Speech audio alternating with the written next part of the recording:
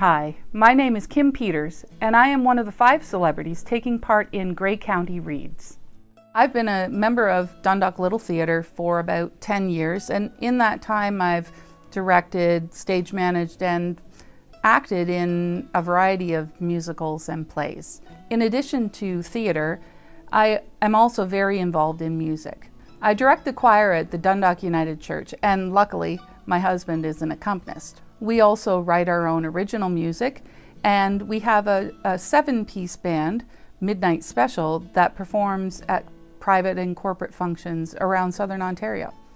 The book I am defending is The Wonder by Emma Donoghue. The book is about an English nurse called Lib and a young Irish girl called Anna. Now, the book is set in 1859 in the Irish Midlands. The story is sort of a historical whodunit, a mystery.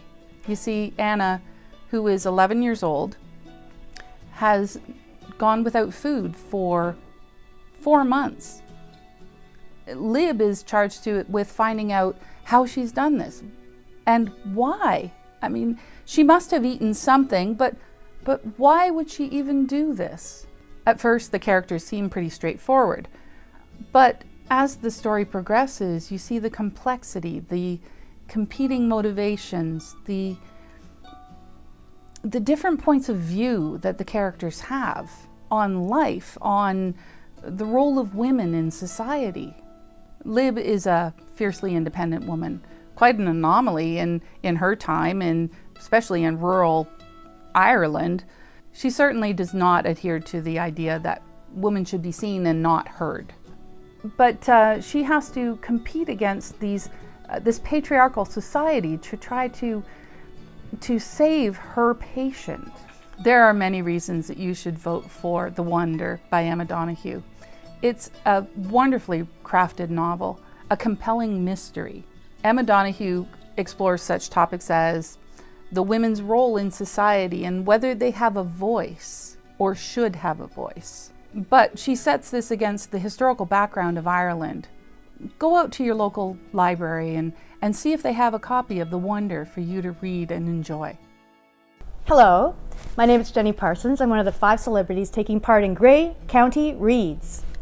So, my background is as a performer with the Second City, which is based on improvisation as an art form where you make up stuff, you make up stories. And I actually did a lot of touring with the Second City. We toured all through Canada up into Inuvik, over to not very far east, over to New Brunswick, I guess. I think maybe that's as far as we got, maybe Halifax. And then when I graduated into the corporate division, we went to Hong Kong and Turkey, Istanbul. It was amazing. We did we did some comedy. As part of Grey County Reads, the celebrity list, I suppose my celebrity days were on the show Winging It, which is on the Family Channel.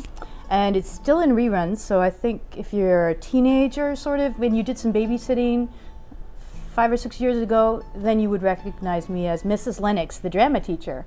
And now, here in Grey County, I've been here for 10 years. I teach improvisation still, wherever people would like me to come. So if that's you, I'll come and teach improv. And I also paint. I'm a painter now. My husband and I opened a studio called Just Arts because my first 2 initials are J-E and his are S-T. You can guess his name. So that's J-E-S-T, Just Arts, but also because our background is in jesting, making jokes and being foolish. And but also because I think just sort of being generally playful is our approach to the world. Even as a painter, my paintings are very playful, and sort of hidden puns and amusements are inside of them. And I think that is my general offering to the world is jesting. The book I'm defending for Grey County Reads is by Emily St. John Mandel, and it's a science fiction called Station 11. And it's set in 2 time periods in the present, sort of a modern day setting. There is an actor on stage, there's a number of characters that we meet in the present, and then there's 10 years in the future. And the difference between the 2 worlds is that there's a virus that comes and kills 95% of the world within 24 hours. So in the present day, there is all the things you would imagine when a virus hits the news, all the things the characters might be doing to try to organize themselves for a new future. And then you cut to 10 years in the future where there is sort of a starting over, and it's, I would call it a positive book. I would call it non-gory, but I can talk more about that later, about what the book is, as opposed to, you know, the flavor of the book, which is generally positive and non-gory. The story is about the things we take for granted, I think. All the things that we get used to seeing and having, like little computers in our hands, and even heat, and fresh orange juice, if you live in Ontario, will become one of those things you don't see too much if in fact that this kind of thing ever happened. So it's about taking the things that we take for granted, for getting a new appreciation for them. It's one of the things the book is about. It's also about survival. There's a traveling performance company who, even though it's the end of the world, there's still performances making people each other happy, which appeals to me, of course.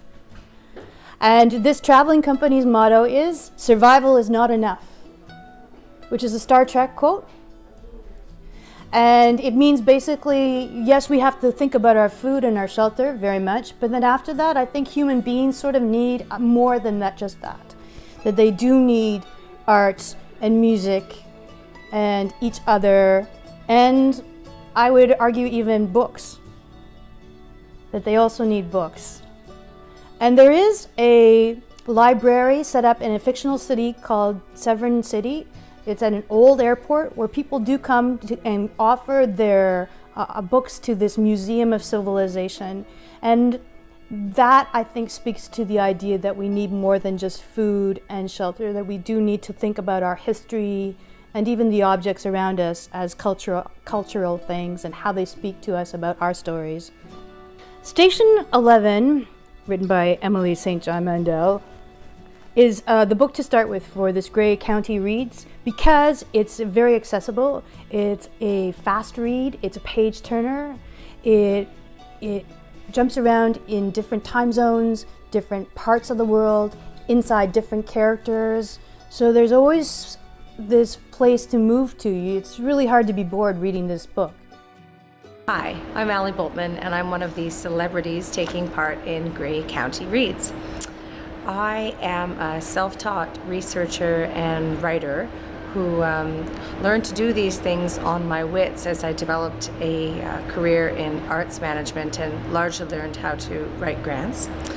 I started writing a column for the Sun-Times about antiques in the early years after my son was born, and discovered I had a little bit of a flair for it and a love for it. Started a very long process researching the life of Margaret Matthews in an effort to save a historical home from getting torn down, which has led to the development of a historical fiction book, which I hope to publish someday before I die.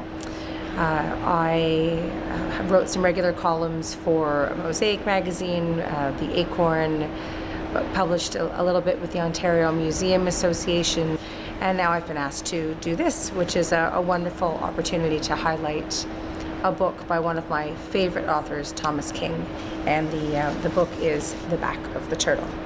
A quick summary of The Back of the Turtle: there is a brilliant scientist, an Indigenous scientist, named Gabriel Quinn, who has disappeared.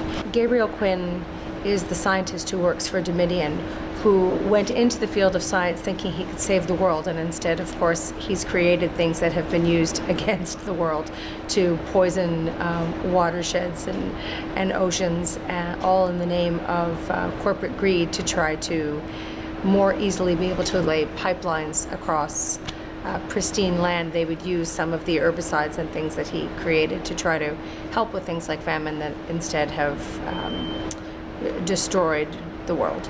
And Dr. Quinn, when learning that one of the experiments that he has created has actually been the cause of the ruin of the reservation where his mother and his sister lived has abandoned his post and gone back to the land of his mother and his sister. It wasn't anywhere he had actually lived as a young person because he had gone away with his father, but he goes back and meets a woman named Mara and a hilarious Scot named Nicholas Crisp, who's one of my favorite characters in the book, and he actually goes back with the intention of killing himself, and instead, while he is clinging to what's called the apostles, these basalt columns in the ocean, waiting for the tide to carry him away, he ends up saving the lives of these people or these creatures, depending on who you think they are, and finds a renewed purpose in life through that experience. His relationship with Soldier the dog, Nicholas Crisp, and Mara, this very sharp, very smart woman, an artist who has also gone back to the reservation too late to save her family as well. And the bond is formed between them, and they both find a bit of a renewed purpose in life. But all of this is also told through the lens of Dorian Asher, who is an incredibly greedy, probably psychopathic CEO of a very, very wealthy corporation that is intent on running pipelines to make more money. And it's these two worlds colliding that makes this book so interesting. I think the reason you should vote for this book is because this is this book's time. Without stating the obvious, our political situation in the world right now, with fake news and environmental degradation all around us, and having to work harder to find the truth in the world, this book sums up all of those theories. This book so pointedly talks about how we are what's going to be the cause of our probable future, or the end of the earth as we know it on this planet. This book speaks from the voice of a brilliant, seasoned author who is one of the best Indigenous authors, one of the best authors that we have in our country. And it's time for our Indigenous people to be heard, for these themes to take precedence, and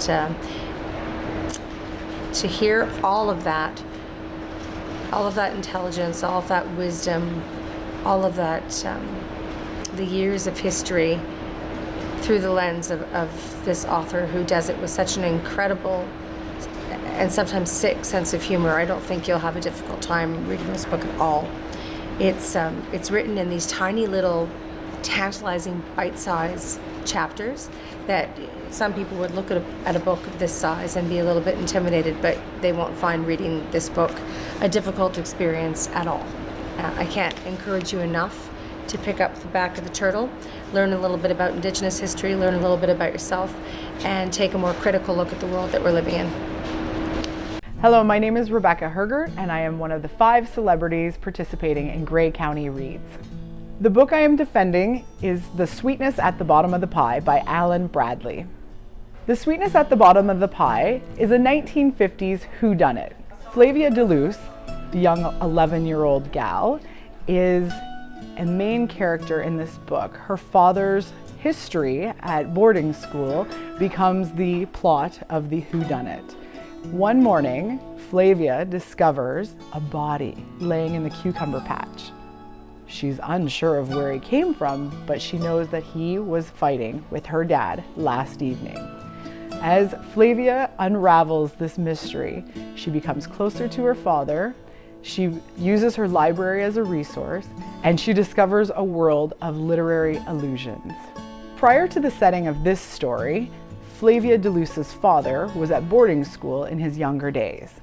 There was a death on campus, and that mystery comes forward and is brought forward by the characters in this book. The author is able to use the collection of stamps that Flavia's father enjoys as a reference and detail to a time period in history. This time period that is represented is the Orangemen in England. The author is able to tell the story of the Orangemen's history in England through this book and the relationship that it has on Canadian history. Flavia is unlike other children of her age. Her mother was killed in an accident. She resides with her father and her two sisters at Buckshaw Castle. They also have a prisoner of war as a butler / limo driver, and a homemaker that assists with making meals. These ancillary characters are not as important as the father-daughter relationship between Flavia and her dad.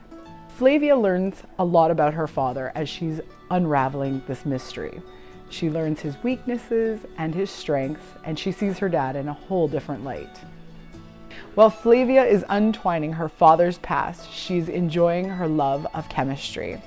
Flavia has an entire book and room at Buckshaw Castle that used to be her mother's, and she uses that to fill her curiosity of chemistry.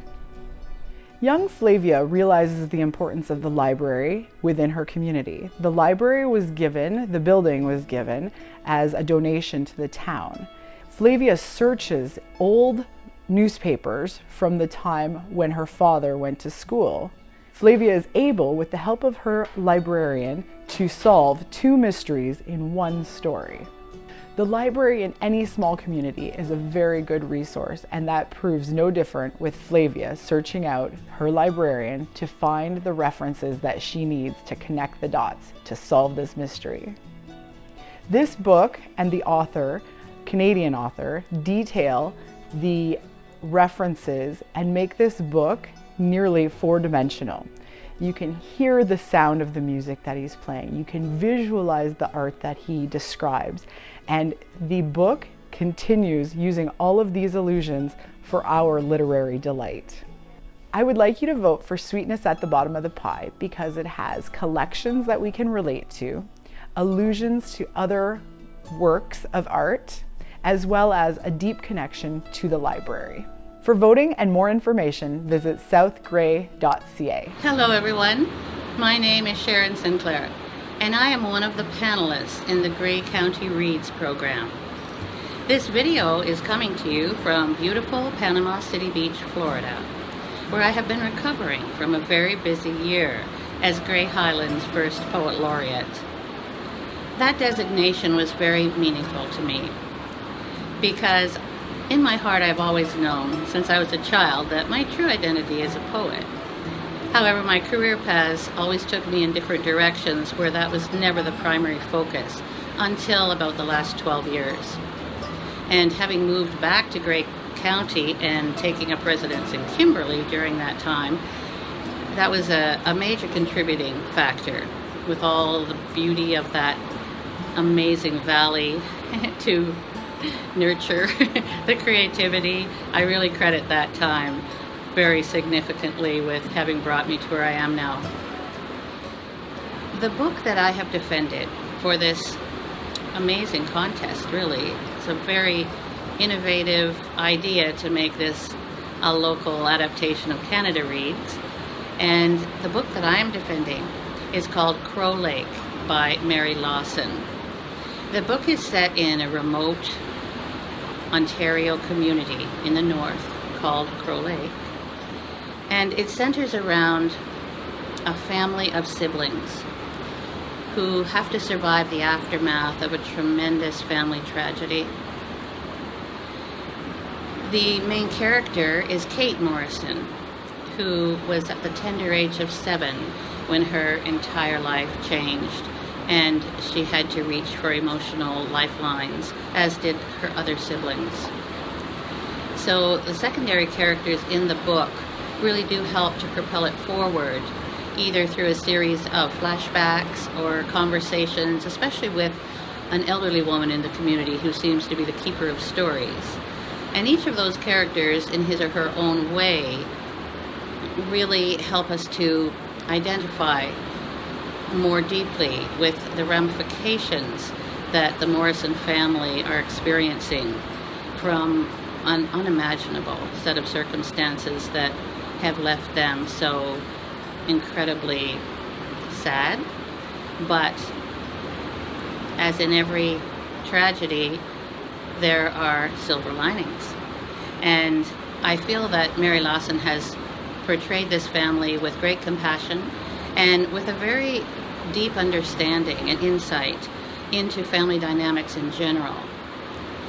And that, I think, is a real key to this book, because although it's set in a remote community which perfectly reflects the emotional isolation of each of the characters, it could really apply to anywhere, because we have each been born into some kind of family structure, so we have an underlying understanding of roles that are assigned to us and expectations, and the delicate balance between duty to others and self-fulfillment, forgiveness, and holding grudges. In this book also, there is another theme that underlies the development of the plot, and that concerns domestic violence. And it's very poignantly portrayed how the intergenerational effects of that are so devastating. I think that this book does truly deserve to be recognized as the book that every Canadian should read. And I am very, very aware that my defense is no more eloquent than any of the other panelists, who are each defending an excellent example of Canadian literature, and any one of those books really deserves to win. But I am so convinced now of the importance of Mary Lawson's book that I'm in it to win it now. I just really think that this book has that rare capacity to actually improve our lives. Because we will be able to relate to this book so deeply, the book helps us to examine and reflect on our own life's experiences and circumstances, and maybe in the process to make some changes that may benefit everyone. So I really hope that you will become involved to the point where you want to vote. Vote for whichever book you really feel is the most deserving. But in the process of doing that, I hope that you determine that that book is Crow Lake by Mary Lawson. Thank you very much.